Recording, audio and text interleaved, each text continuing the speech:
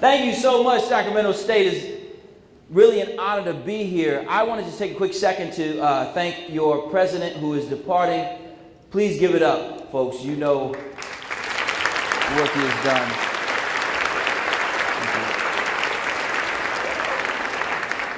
Fine if I move in a little bit. This is I'm not going to do my impression of 5 heartbeats. They told me that there are parents here, but excuse me, y'all look young. So either you're too young to have kids, or I'm getting old, because we look about the same age, and you have some kids who are supposed to be graduating college, and that's pretty awesome. Folks, give it up for your parents.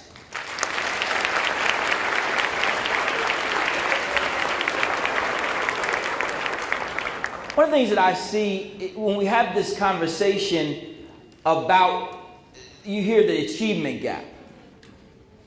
The achievement gap is this idea that some students are behind other students in their capacity or ability to learn. And when I stare across this full room, I do not see an achievement gap. I do not see individuals who are limited by their circumstances, overcome by statistics. I see young women and men who have defied the odds and created a new reality. I see the types of stories that at their core are why some of your families came to this country and why others of yours still believe in this country, though you may have been here for generations. When I look across this room, what I see is hope. But more than hope, more important than any idea of hope is product. One of the greatest challenges that you will ever be confronted with is not the impositions of other people's expectations upon you. It's your willingness to accept other people's impositions. Those of you who are afraid of being great will fall back on the shortcomings of your upbringing, and you will blame and blame and blame. You will find an excuse where an answer would have done better. Those of you who are willing to forfeit the game will have someone always to tell you why it was all right for you to quit. Those individuals who do not have the courage to be amazing, to live out your true ability, to be the blessed individual that you have been raised to be, those of you who are willing to quit will fall back into that achievement gap. But if you're here today, I have news for you. You've already beaten the odds. You've already overcome that which they said could not be done. You've already come from low-performing high schools to perform well in a college. You've already overcome poverty. You've already overcome the limitations of being the first in your family to go to college. You've overcome the absence of a parent or two. You've overcome language differences. You've overcome all those things that somebody said was supposed to hold you back. So you ain't got no excuse to quit now. If you've made it to this point,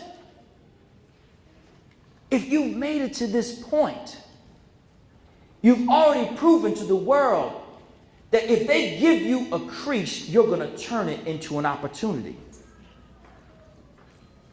They give you government cheese, you're going to turn it into macaroni and cheese.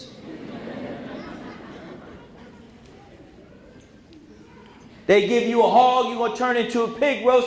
They give you a degree, you're going to turn it into a career. There are very few people on this campus who will appreciate the degree that you are receiving more than you.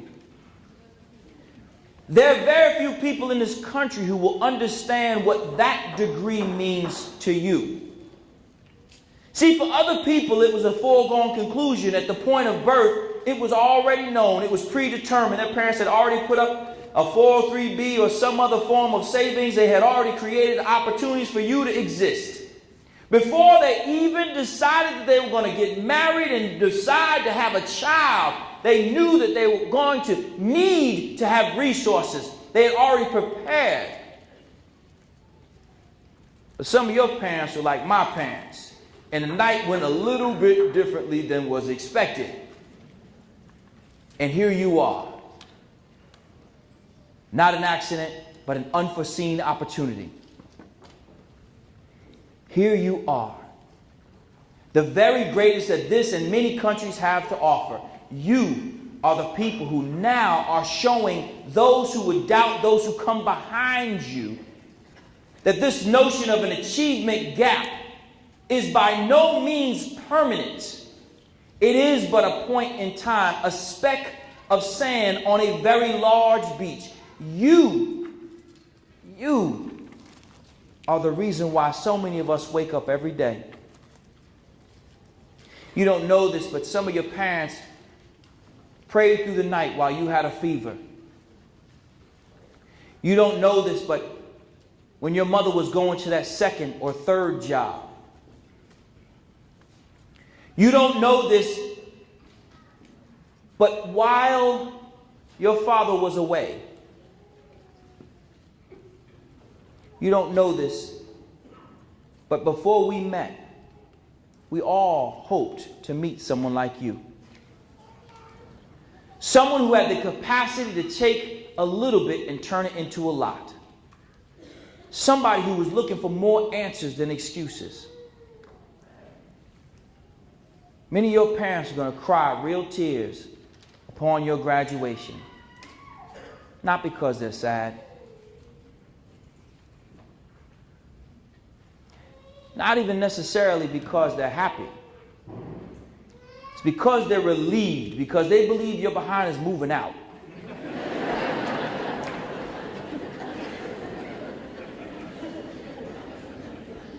And they've got plans for your room. They've already gone down to IKEA. And you're about to have a daybed.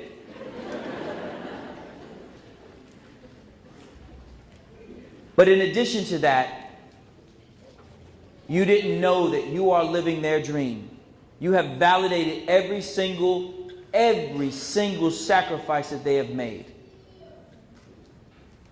You have validated the belief that they had when other people didn't believe in them. When they were enrolling you in dance class. When they were getting upset with you because you only got a B. When they were pushing you harder and harder every single day against your will.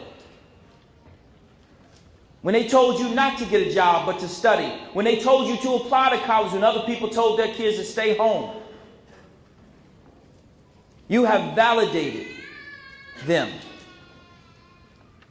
So this degree that you're receiving is but one step on a very long journey to an amazingly successful life. Only you can make meaning of this. You know, we all have this hope when we open up a fortune cookie that it's going to tell us something profound. Right? Or when we eat the stringy beef and broccoli that it won't stay in our teeth all weekend. And so if we took this moment to look at our fortunes for whatever they may be, you could see it as a bit of a metaphor. You can see it as a metaphor for what you can make of what you're delivered. Every single one of us was given a hand. We're all dealt a hand. But that hand is only as good as you play it. My fortune said, it's pretty deep. It said, take a friend on a trip. Panda Express.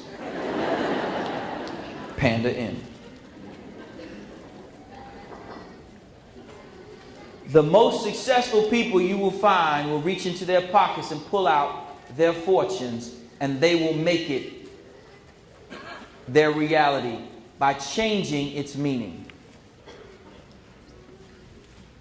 You will look at the fact that you're the first in your family to go to college as a badge of honor. You will look at the fact that you're black, Latino, or Asian as an honor. You will look at the fact that you have a thick accent as an honor. You will look at the fact that you have a degree as an honor. You will look at the fact that you had to work harder than anybody else as an honor, because steel sharpens steel.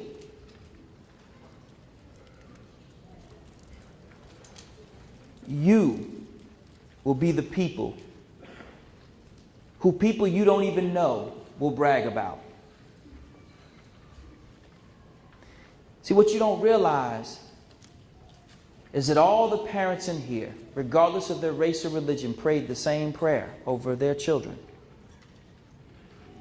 And it was simply that you would do better than they did. So if you end up living in your mama and them's house, you have not fulfilled the prayer. If you are staying in your grandmother's basement as a grown man and calling that your apartment, while you may have a good imagination, you have a very unsuccessful life.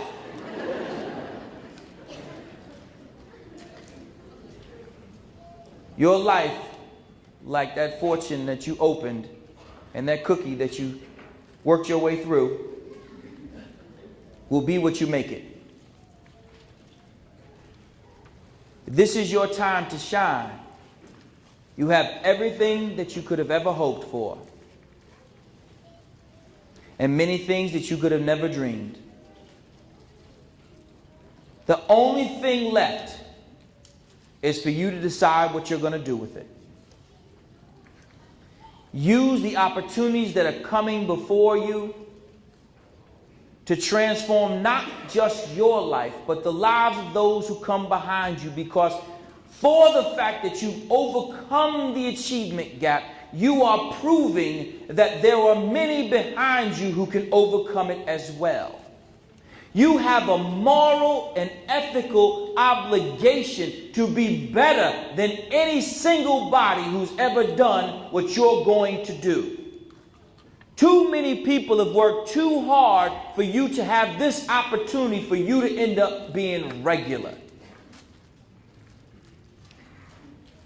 Statistics are only as meaningful as you make them. Data only matters to the extent that you use it to improve your research. But I submit to you today that with every waking moment you create a new truth, a new reality, and with that new opportunity. I am proud of you. I am proud of your families.